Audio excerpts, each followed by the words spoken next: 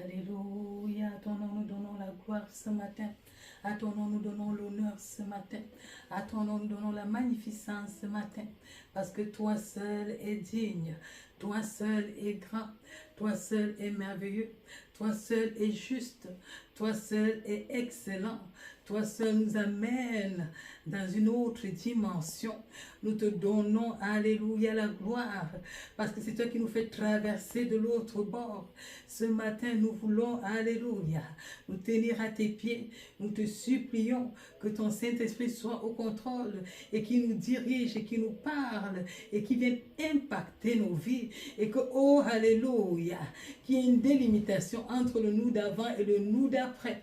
Au nom de Jésus, que ta parole soit formée dans nos cœurs, que ta parole soit formée dans nos vies, que ta parole soit formée, alléluia, dans notre être, que notre intelligence soit renouvelée pendant que nous nous asseyons à tes pieds, que nous te cherchons. Au nom de Jésus. Seigneur, je me consacre et je me tiens au-devant de toi. Je te supplie afin que ma bouche soit ton canal pour parler à quelqu'un, à mon frère, à ma soeur, à moi, à un enfant, à une grande personne, à un vieillard. Que, oh, alléluia, les paroles qui vont sortir transpercent, les pensées transpercent, l'intelligence transperce les obstacles des courants de ce monde pour trouver le véritable cœur de quelqu'un afin qu'il soit la bonne terre où cette parole va germer ce matin. Je te donne la louange et la gloire parce que tu vas faire au-delà de ce que je peux te demander. À ton nom, je donne la gloire au nom de Jésus-Christ. Amen. Amen. Soyez abondamment bénis. Aujourd'hui, nous allons parler particulièrement à la jeunesse. Nous savons que humainement, quand nous calculons l'âge physique de la jeunesse, on la place, c'est dépendamment des régions, les autres peuvent la placer à partir de 15 ans jusqu'à 22, ça dépend des régions. Mais j'aimerais parler de la jeunesse en général. Pour moi, le jeune, c'est toute personne qui a toutes ses facultés, qui est robuste et qui peut servir l'Éternel. J'aimerais replacer la jeunesse dans le cadre familial, le cadre d'une vie familiale. Quand je parle d'une vie familiale, c'est-à-dire un parent qui a des enfants qui sont dans l'adolescence. La parole de Dieu nous instruit et elle nous montre une image que j'aimerais que toi et moi nous allons visiter dans le livre de Luc au chapitre 15 à partir du verset 11. Il est écrit, il dit encore, un homme avait 2 fils. Le plus jeune dit à son père, « Mon père, donne-moi la part de bien qui doit me revenir. » Et le père leur partagea son bien. Peu de jours après, le plus jeune fils, ayant tout ramassé, partit pour un pays éloigné où il dissipa son bien en vivant dans la débauche. Lorsqu'il eut tout dépensé, une grande famine survint dans ce pays et il commença à se trouver dans le besoin. Il alla se mettre au service d'un des habitants du pays, qu'il envoya dans ses champs garder les pourceaux. Il aurait bien voulu se rassasier des carouges que mangeaient les pourceaux, mais personne ne lui en donnait. Étant rentré en lui-même, il s'est dit, « Combien de mercenaires chez mon père ont du pain en abondance et moi ici, je meurs de faim. Je me lèverai, j'irai vers mon père et je lui dirai, « Mon père, j'ai péché contre le ciel et contre toi. Je ne suis plus digne d'être appelé ton fils. Traite-moi comme l'un de tes mercenaires. » Verset 20. Et il se leva et alla vers son père comme il était encore loin. Son père le vit et fut ému de compassion. Il courut se jeter à son cou et le baisa. Le fils lui dit, « Mon père, j'ai péché contre le ciel et contre toi. Je ne suis plus digne d'être appelé ton fils. » Mais le père dit à ses serviteurs, « Apportez vite la plus belle robe et l'en revêtez. Mettez-lui un anneau au doigt et des souliers aux pieds. Amenez le veau gras et tuez-le, mangeons et réjouissons-nous. Car mon fils que voici était mort et il est revenu à la vie, Il était perdu et il est retrouvé et ils commencèrent à se réjouir. Alléluia. L'histoire a un peu de tristesse, mais elle se termine comme toutes les belles histoires avec la joie. J'aimerais que nous revisitions ce passage. Généralement, on peut parler du Père qui représente ici la figure de Dieu et on peut parler des enfants ici comme les enfants de Dieu et leur comportement qui sont avec Dieu, qui marchent avec Dieu, qui ont toutes les richesses de ce monde parce que l'or et l'argent appartiennent à Dieu et qui met cela à la disposition de tous ses enfants. D'ailleurs, il met à la disposition des bons, des méchants. C'est ce que la parole de Dieu nous dit. Et dans cette image de la parole de Dieu, nous voyons que l'aîné est plus consciencieux. C'est le jeune qui dit, oh, papa, donne-moi mes richesses, je veux mener une autre vie. Et le papa, dans sa bonté, va partager à ses deux enfants ce qui leur revient et il va mettre dans les mains de l'enfant ses richesses. Et l'enfant va faire quoi? Il va gaspiller cette richesse. Dans quoi? Dans la débauche. Nous savons que les jeunes, généralement, sont inconscients, parfois certains. Et quand tu leur donnes beaucoup d'argent, ça peut leur monter à la tête. Ils peuvent se mettre à jouer une vie parce qu'ils ne connaissent pas la douleur d'aller chercher son pain, du travail pour gagner de l'argent. Quelqu'un qui travaille et qui a un salaire ne dilapide pas n'importe comment parce qu'il connaît la souffrance qu'il a dû mettre, qu'il a dû subir pour avoir ce qu'il a. Donc, il gère avec parcimonie. Mais ce jeune, il n'avait pas conscience, il voyait juste l'abondance. Il s'est dit, ah, je vais avoir mes biens, je vais jouer la vie elle est bonne dehors. Et nous avons vu les conséquences. Il s'est retrouvé à mendier dans la rue, au point où il s'est rendu compte que chez son papa, les mercenaires avaient un salaire. Heureusement pour lui, il a eu une bonne attitude. Il a dit, je rentre chez mon père. Mon père ne va pas me rejeter. Même si chez mon père je travaille, au moins je pourrai manger. Je ne vais pas mourir de faim. Alléluia.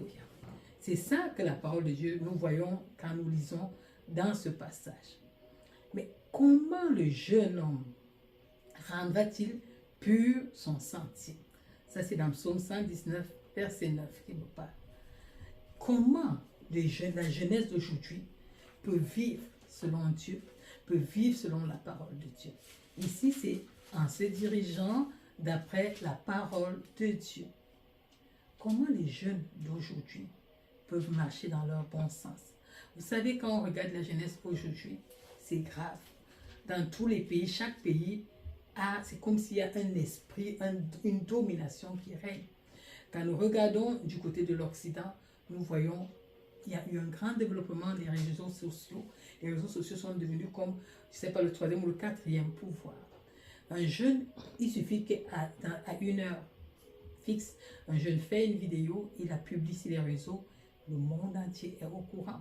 Et si il a une mauvaise influence, le monde entier va faire ce qu'il fait. Et ça devient comme un jeu, on trouve ça normal, on rit. Parfois, c'est des actes abominables, mais parce que ça fait rire, tout le monde fait. Donc, l'influence du jeune que tu as à la maison, l'influence que toi, jeune, tu subis, ne dépend plus de tes parents. C'est et tes amis, et les classes, mais beaucoup plus les réseaux sociaux. Parce que la socialisation a quitté le corps à corps. La communion, elle est partie dans les réseaux. Quelqu'un peut être seul, mais il communique avec plein de personnes qui sont virtuelles. Alléluia. Et vous allez vous rendre compte que maintenant, pour vendre de la drogue, on n'a même plus besoin d'aller dans les coins de rue, dans les réseaux sociaux, les vidéos. Certains font la promotion de ce genre de dépravation. Il y a des phénomènes qui sont graves, il y a 10, 15 années auparavant, on n'entendait pas parler, les viols en masse. Il y a le piège, quand on tourne dans les réseaux sociaux, on a des influenceurs qui sont comme des styles de pasteurs, qui se retrouvent dans les lieux, qui se retrouvent dans les réseaux et qui montrent une certaine opulence. Ils sont jeunes, ils sont beaux, ils font certains actes et les jeunes trouvent normal de les suivre. Ils trouvent normal de les écouter. Ils trouvent normal d'aller chercher à avoir les chaussures comme eux, les coiffures comme eux, danser comme eux, marcher comme eux, vivre comme eux, se pervertir comme eux. Si le jeune de TikTok a fait une certaine musique, vous allez voir, j'ai vu une vidéo qui m'a vraiment... On voit quelqu'un qui est en colère contre une équipe d'un certain pays. Il a fait une vidéo et c'est devenu comme un fléau. Tout le monde, c'est devenu comme une pandémie. De toutes les nations, de toutes les races, ils répètent la même chose en singeant ses gestes. C'est comme si manifester sa colère en insultant quelqu'un devient normal et on rit de ça et on rit de ça. Vous voyez comment quelqu'un peut être chez lui, il vous influence et les jeunes captent ça. Et les jeunes sont contents, ils rient, ils ne se rendent même plus compte. C'est-à-dire le péché ne traverse même pas l'esprit, ah, c'est juste un jeu, j'ai juste fait ça par jeu. Tu peux faire une musique, quelqu'un prend ta musique, il met, il fait ce que tu fais. Il devient une star, il devient même plus star que toi qui a chanté la musique. Fait que ces influenceurs qui sont pervertis dans des voies étranges vont aller faire comme un recrutement vers des jeunes. Quand tu as l'habitude de le voir, tu as confiance, tu dis, ah, c'est tel influenceur. Fait que tu n'es pas aguerri, tu n'es pas méfiant. Et il y a un phénomène, une situation qui se passe dans un pays actuellement où ce sont les influenceurs qui vont recruter des jeunes enfants, des jeunes filles qui vont se faire violer par quelqu'un. Le contexte et la situation est médiatisée. Et c'est comme si en toute impunité, on peut faire ce genre de choses. Si ces influenceuses peuvent faire ça, influencer les jeunes filles pensent, c'est comme le phénomène corporel que les femmes vivent maintenant, où tout le monde veut passer par un bistouri, tout le monde veut se faire opérer, les influenceurs nous montrent que c'est normal, on peut le faire, regarder, je suis devenue belle, donc tu peux modifier ton corps. J'ai rien à voir, chacun ses convictions, chacun sa manière de faire. Ce que où je veux attirer votre attention, c'est que ces choses influencent la vie de nos enfants. Ces choses influencent la jeunesse que nous voulons impacter. Alors, s'ils peuvent se servir des réseaux pour aller prôner la dépravation sexuelle, l'addiction aux drogues, les mauvaises conduites, prôner les actes abominables, prôner les insultes, valoriser les insultes, valoriser les comportements, comment on va dire, déviants, ça devient un danger dans nos vies. Alléluia. Ça devient un danger. On peut voir, on a vu des vidéos où une fille, elle vivait, elle faisait ses vidéos, les autres sont jalouses, elles vont l'empoisonner. On a vu des filles, par jalousie, on va la faire agresser. Ça commence une querelle sur les réseaux, ça descend dans la rue, les gens s'entretuent. Fait que le jeune, à cette époque, est plus exposé au mal que le jeune à une certaine époque. Écoutez ce que la parole de Dieu nous dit dans 2 Timothée au chapitre 2, quand vous allez dans la parole de Dieu, dans 2 Timothée au chapitre 2, verset 22, il dit aux jeunes, fuis les passions de la jeunesse. Recherche la foi, la charité, la paix avec ceux qui invoquent le Seigneur d'un cœur pur. Fait que les passions de la jeunesse on les retrouve exposées dans les réseaux. L'amitié, simple, fréquenter mon ami, parler, partager même la parole de Dieu, ce n'est plus à la mode, ce n'est plus quelque chose d'important. Le sens de la responsabilité de la famille n'existe plus. L'avidité de la jeune, nous avons vu dans le passage que nous avons lu, le jeune était avide. Il voulait son gain. Et son gain, c'était pour aller faire quoi? Pour aller vivre dans la débauche. Aller vivre avec la débauche, c'est les femmes. Sortir avec les femmes. Montrer que moi j'ai l'argent, je peux faire ci. Alléluia. La Bible nous dit, verset 23, repousse dans 2 Timothée 2, verset 23, repousse ces discussions folles et inutiles, sachant qu'elles font naître des querelles. Alléluia. Et il dit, oh, il ne faut pas qu'un serviteur du Seigneur ait des querelles. Il doit au contraire avoir de la condescendance pour tous, être propre à enseigner, doué de patience. Alléluia. Il doit redresser avec douceur les adversaires dans l'espérance que Dieu leur donnera la repentance pour arriver à la connaissance de la vérité. Et que revenus à leur bon sens, ils se dégageront des pièges du diable qui s'est emparé d'eux pour les soumettre à sa volonté. Alléluia. Puis il avertit, il dit que sache que dans les derniers jours, il y aura des temps difficiles.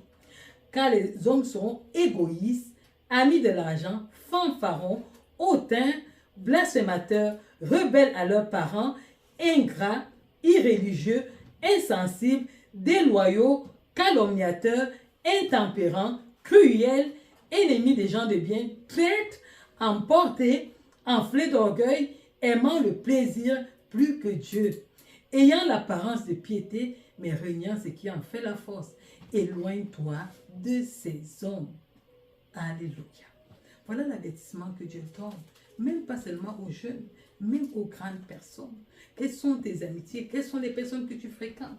Quelles sont les personnes avec qui tu marches? Alléluia. Dis-moi avec qui tu marches, je dirais qui tu es. La Bible nous dit les mauvaises compagnies corrompent les bonnes mœurs.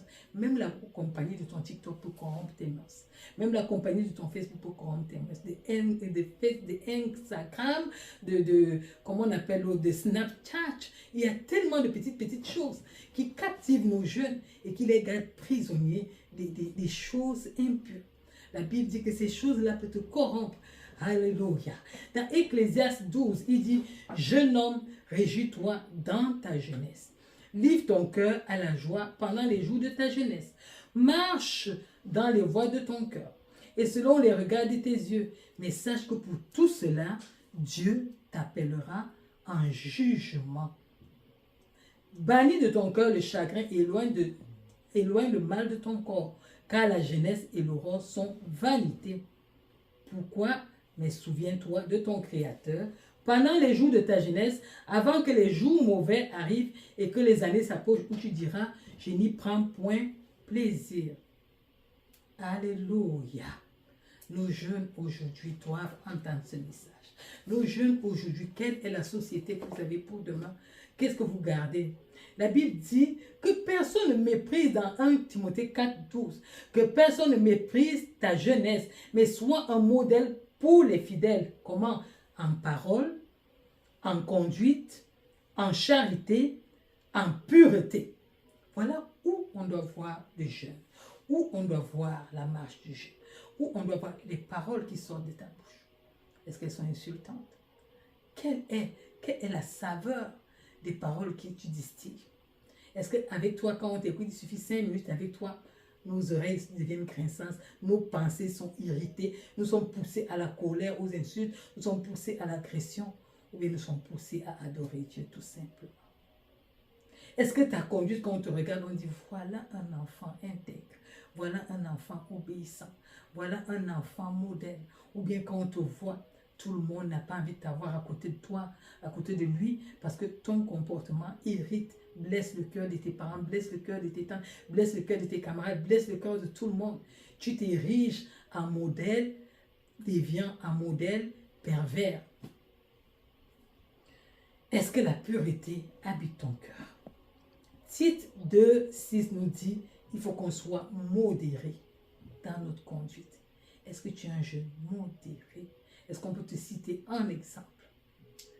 Il dit dans Proverbe 7, 1, que tu dois garder les préceptes du Seigneur. Vraiment, j'aimerais parler à la jeunesse, sachant que c'est vous, le monde de demain.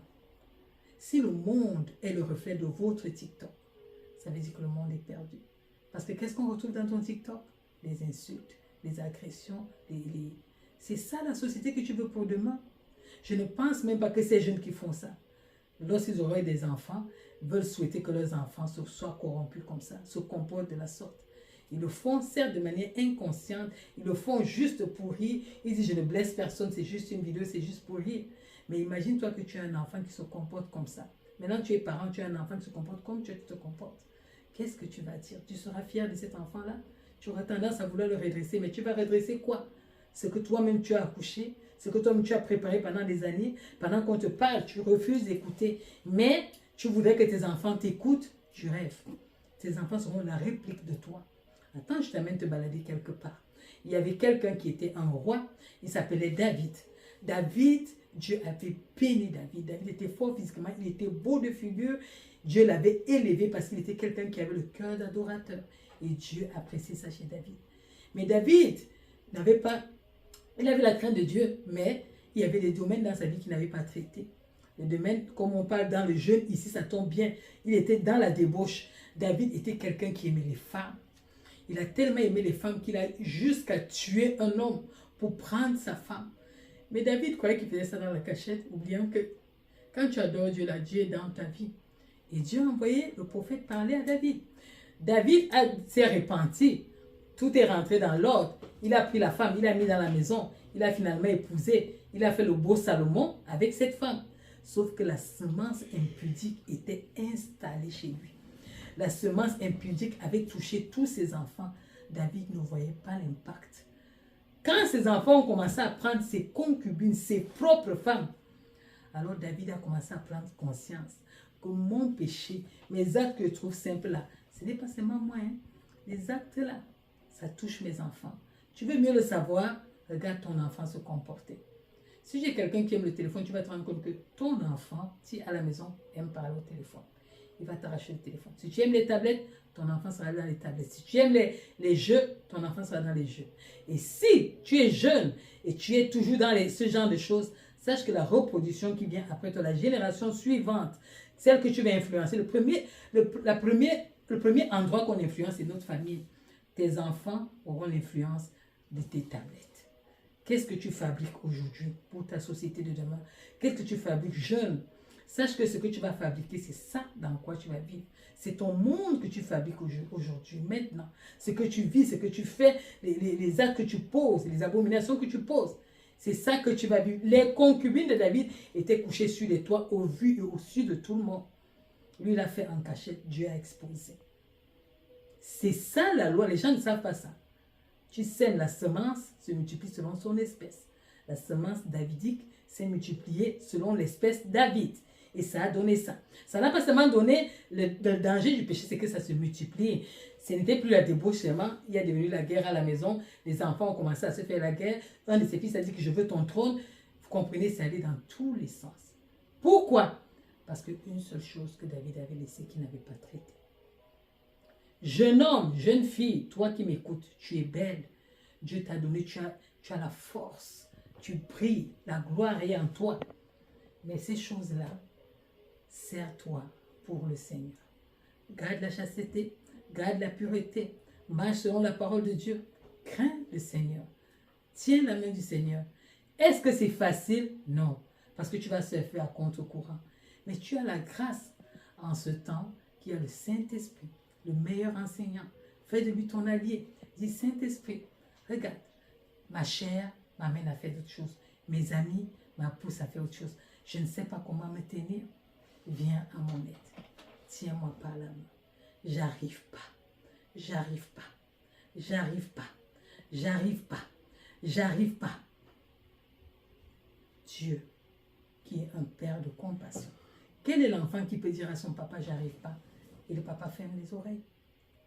Quel est l'enfant? Quand nos enfants, tu vois ton enfant essayer de se chausser, tu vois qu'il n'arrive pas, tu donnes un coup de main. Quand tu vois ton enfant aller à l'école, tu vois qu'il a des difficultés dans une matière, tu trouves des solutions. Alors si nous, humains, nous pouvons trouver des solutions humaines aux problèmes de nos enfants, à plus forte raison Dieu, qui sait que dans la jeunesse, on est insouciant, on ne pense pas à demain, on ne pense pas. Le jeune le jeune débouché dont on a lu ici, le fils prodigue, il ne pensait pas à demain, il ne savait pas que l'argent peut finir, il ne savait pas qu'il pouvait aller manger, même les escargots, il n'allait même pas avoir accès. Mais ça lui est arrivé. Fait que ton demain se prépare aujourd'hui. La vie de famille de demain, quelle sera-t-elle? Si tout le monde t'a vu nu sur Facebook, sur Instagram et tous vos noms que vous connaissez, qui voudra te prendre et te mettre dans la maison? Je vais te parler de ce merveilleux témoignage. Il y a eu un chrétien qui a fait une musique, il l'a mis sur les réseaux. Les jeunes ont commencé à danser comme ils ont l'habitude de faire maintenant. Et la jeune fille, elle a pris juste son petit jogging avec son je sais pas, son haut, son chandail. Elle s'est mise à danser aussi. Le musicien l'a vue. Il a dit, c'est la femme là que je vais épouser. Simple, belle. Ça veut dire que tu peux aussi véhiculer un message simple, beau, qui ressent la pureté, la chasteté et tout le monde apprécie. Ce n'est pas en étant extravagant forcément que tu vas plaire. À plus forte raison, Dieu. Ce n'est pas en faisant des gros sermons, en montrant que je suis chrétien. La première personne à qui je dois montrer ma chrétienté, c'est Dieu. C'est lui qui connaît mon frère, moi, qui connaît mon cœur, qui connaît la méchanceté, les degrés de profondeur et de mal-être qu'il y a en moi. Les jeunes, à cause d'une petite influence, sont souvent prêts à l'irréparable. On a vu certaines vidéos sur toujours les réseaux où les jeunes se font des suicides. On dirait qu'ils se tuent. Quelle influence? Quelle influence à cause d'un mal-être? Est-ce que jeune fille, jeune garçon, toi qui vas m'écouter, jeune, pas seulement jeune physiquement, mais jeune dans son esprit, jeune parce que tu as encore du jus en toi, tu vas accepter aujourd'hui de marcher selon Dieu, de faire ce que Dieu te demande, d'obéir au Seigneur. Et si tu es faible, de dire Seigneur, au secours, viens à mon aide. Ça, c'est la question. Vous savez, ça commence dans la maison, ça commence dans ton entourage. Qu'est-ce que je veux faire? Comment je vais faire? Est-ce que ma conduite plaît à mes parents? Les choses simples que mes parents me demandent à la maison, est-ce que je les fais? Ou bien je suis têtu, je suis rebelle, je fais ce que je veux, je n'en fais qu'à ma tête. Tous ceux qui ont eu cette conduite-là ont eu une fin atroce, une mauvaise fin. Mais il y a un temps pour changer. Comme ce petit garçon, tu peux prendre la décision aujourd'hui, je rentre chez mon Père. Dieu a toujours les bras ouverts devant nous. Il ne rejette pas, il ne dédaigne pas le pécheur qui se répand. Il ne dédaigne pas celui-là qui revient à lui. Est-ce que tu vas rentrer au Seigneur, lui dire, Père, j'ai péché contre toi et contre toi seul. Reprends-moi comme ton enfant. Aide-moi, enseigne-moi tes voies. Donne-moi l'amour de ta parole. Donne-moi l'amour de la conduite. Donne-moi l'amour de toutes choses. Je vous laisse répondre à cette question. Que Dieu vous bénisse abondamment. Seigneur, merci pour cette parole. Je te présente la jeunesse dans ce monde perverti. Je te supplie afin que ce message porte du fruit dans la vie de quelqu'un et apporte la transformation qu'il faut. Merci parce que tu vas bénir. Merci parce que tu vas transformer. Merci parce que tu vas visiter. Merci parce que tu vas délivrer. Merci parce que tu fais une œuvre nouvelle dans la vie d'un jeune, d'une jeune fille. Bénis-les, soutiens-les, donne-leur de traverser cette période de turbulence et d'être des modèles. Oh, à la gloire de ton nom, au nom de Jésus-Christ. Amen.